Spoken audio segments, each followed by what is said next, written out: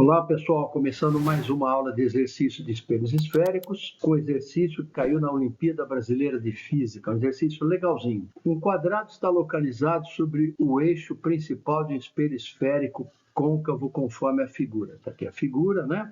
Um espelho côncavo, centro, foco, vértice, e está aqui o quadradinho encostando no centro de curvatura, né? Um dos lados dele encostando no centro de curvatura. Sabe-se que o vértice inferior esquerdo do quadrado está localizado exatamente sobre o centro de curvatura do espelho, que é o que eu acabei de falar, né? Pode-se afirmar que a imagem do quadrado tem a forma de a imagem do quadrado. Vamos ver qual é a forma da imagem do quadrado, né? Vamos ver então. Vamos lá então, eu tenho aqui o quadrado e eu vou primeiro determinar a imagem desse lado do quadrado, em seguida a imagem deste outro lado. Aí eu posso ter então a ideia de qual vai ser o formato da imagem toda. Para isso eu vou desenhar aqui, ó, um raio de luz saindo deste lado esquerdo do quadrado. Um raio de luz paralelo ao eixo óptico principal, ele se reflete passando pelo foco. Mais um outro raio de luz, dessa vez passando pelo foco, ele se reflete paralelamente ao eixo óptico principal. Eu tenho então que desse lado do quadrado, a imagem formada vai ser essa aqui. Bom, a gente já sabe que um corpo linear, né, perpendicularmente ao eixo óptico principal, colocado perpendicularmente a ele, vai formar uma imagem também sobre o centro, né? Tá certo? Invertido e aqui no centro de mesmo tamanho. Isso a gente viu lá nas aulas. Então não era esperado, não é de se estranhar que a imagem desse lado do quadrado deu exatamente aqui embaixo do centro. Vamos ver agora do outro lado do quadrado. Vamos pegar agora raios de luz saindo daqui. O raio de luz saindo também daqui da parte de cima, passando pelo foco, vai passar aqui. Agora um outro raio de luz também passando pelo foco, reflete de modo paralelo. O encontro vai se dar aqui, a imagem então vai se dar aqui. Vejam que a imagem formada não é mais um quadrado, né?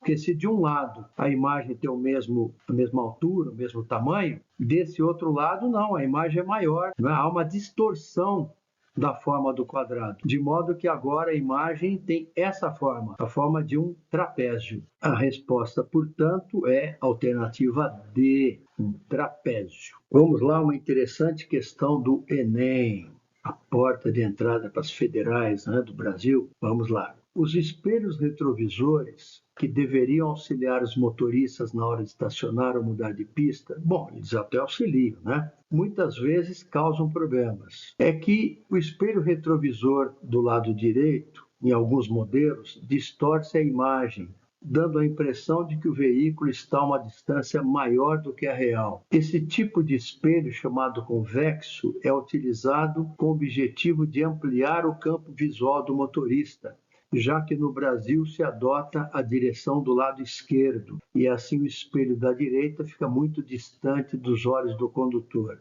Muitas vezes o espelho da direita é convexo, né? E você vê realmente as coisas menores, mas você vê um campo visual maior, né? Vamos lá, continuando. Sabe-se que em um espelho convexo, a imagem formada está mais próxima do espelho do que este do objeto, o que parece estar em conflito com a informação apresentada na reportagem. Bom, qual é o conflito aqui? Vamos parar para pensar, né? Os espelhos convexos sempre produzem imagem menor, direita e virtual. Se você está diante de um espelho convexo, você sempre vai se ver menor, não invertido, quer dizer, direito, e a imagem é virtual, está dentro do espelho. E o fato de ser menor significa que você está mais próximo do espelho, a sua imagem está mais próxima do espelho do que você do espelho. O objeto está sempre mais distante do espelho do que a sua imagem do espelho. A imagem está mais perto do espelho do que o objeto. E aqui o conflito é que ele diz que a impressão é que o veículo parece estar mais distante do que ele realmente está, né? Aí que parece ter um conflito, né? Ele parece estar mais distante, não, mas ele Na verdade, a imagem está mais próxima do espelho, né? E não mais distante. Está mais próxima, porque o espelho convexo produz uma imagem mais próxima do espelho. Bom, e o que é que explica esta aparente contradição? É explicada pelo fato de... Por que os carros parecem estar mais distantes quando vistos pelo espelho convexo? As imagens são menores, é verdade, mas a gente sabe que as imagens estão mais próximas do que o objeto, porque é o que o espelho convexo faz, produzir uma imagem mais próxima do que o objeto. Acontece que os objetos, quanto mais distantes de nós, eles parecem menores. Quando a gente vê um avião de perto, como é que ele é? Né? Muito grande. E quanto mais distante de nós, menores eles parecem. É uma questão de interpretação do nosso cérebro. Quanto mais distante está um objeto, menor ele parece. E como a imagem formada é menor, dá a impressão que o objeto, que é a imagem, na verdade, né? Que o objeto representado por essa imagem está mais distante, mas não está. Né? Não está, não. Né? Não está, não. Isso realmente atrapalha. Se você se basear só no espelho convexo, né? O motorista se basear só nisso e achar que pode mudar o carro de faixa, por exemplo, achando que o carro está muito longe, só porque ele parece pequeno, muitas vezes ele toma uma decisão errada, porque o carro parece estar pequeno, porque o espelho convexo forma uma imagem pequena, mas na verdade o carro não é daquele tamanho, tá certo? O carro é maior que aquilo, ele está mais próximo do que parece. O motorista pode tomar uma decisão errada e mudar de faixa com o carro mais próximo do que parece. Então, resumindo o que acontece, os espelhos convexos formam imagem menor do que o objeto. Isso dá a impressão para o cérebro que o objeto está distante por estar menor, mas na verdade não estão tão distantes assim. A resposta então aqui seria a alternativa C. O cérebro humano interpreta como distante uma imagem pequena, tá certo? Então o espelho convexo forma uma imagem pequena de um objeto que não está tão longe assim, né? Isso pode enganar o motorista. Seria isso então. Outro exercício aqui. Um objeto luminoso é colocado a 20 centímetros de um espelho côncavo de distância focal 40 centímetros. Sendo de 10 centímetros a altura do objeto, encontre. Aí são várias perguntas aqui. A posição da imagem, a natureza da imagem, a direção da imagem, a altura da imagem, o aumento linear transversal. Vamos lá. Bom, aqui nós vamos usar aquelas equações de Gauss. É dito aqui que a abscissa do objeto é 20 centímetros, a distância do objeto ao espelho, e que a distância focal do espelho é 40 centímetros. Como o espelho é côncavo, eu sei que a distância focal é positiva. Usando as equações de Gauss, 1 sobre f igual a 1 sobre p mais 1 sobre p', eu tenho então 1 sobre 40, que é o f, né? 1 sobre 20, que é o p, mais 1 sobre p'. Passando esse 1 sobre 20 para a esquerda, eu tenho 1 sobre 40, menos 1 sobre 20, igual a 1 sobre p'. O mínimo aqui entre 40 e 20 é 40.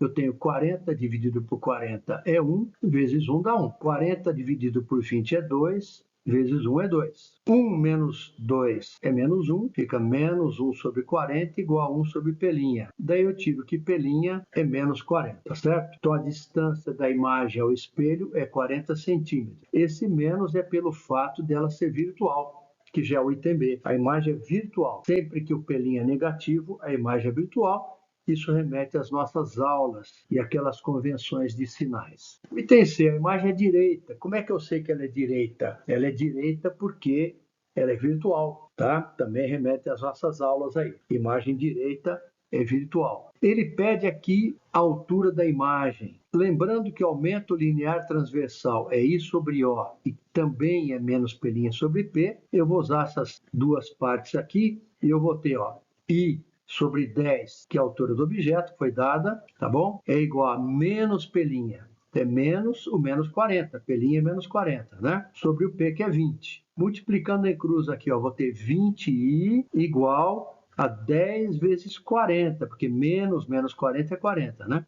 10 vezes 40 é 400. Se eu passar o 20 dividindo, 40 sobre 20 é 20. Então, eu tenho que I, tamanho da imagem, altura da imagem, é 20 centímetros, tá bom? O item E pede, então, o aumento linear transversal, que é I sobre O. Poderia também ser calculado como menos P' sobre P. I sobre O, então 20 sobre 10, aumento linear transversal é 2. Esse é o último exercício da lista. mas nós temos mais, tá certo? Acesse as próximas aulas se você quer mais exercícios de espelhos esféricos. Até lá, pessoal. Bom, gente, nós chegamos ao final de mais uma série de exercícios de espelhos esféricos. Embora a gente tenha mais aulas com exercício, eu queria parar e pedir uma ajuda a vocês. É sempre muito importante que vocês nos ajudem. Isso pode ser feito de vários modos, como eu tenho dito, né? Se vocês estão aprendendo, estão gostando das aulas, por favor, nos ajudem se inscrevendo no canal, curtindo as aulas, recomendando nossas aulas para os seus colegas, para os seus professores e, se possível, também nos ajude com alguma coisa, com algum valor qualquer. Tem aí a nossa chave Pix e nós não estamos falando de grandes quantias, não. Mas qualquer valor é bem-vindo, porque nós temos muitas despesas com edição, com produção e queremos produzir todas as aulas referentes a todos os conteúdos do ensino médio, tá bom? São muitas aulas, são dezenas, centenas de vídeos e para isso a gente precisa do seu apoio. Valeu? Se for possível, então nos ajude financeiramente. Se não for possível, também não há problema nenhum. Todos são muito bem-vindos aqui. Continue assistindo nossas aulas, mesmo que você não possa nos ajudar com algum valor. Valeu, pessoal. Até as próximas aulas. Um grande abraço.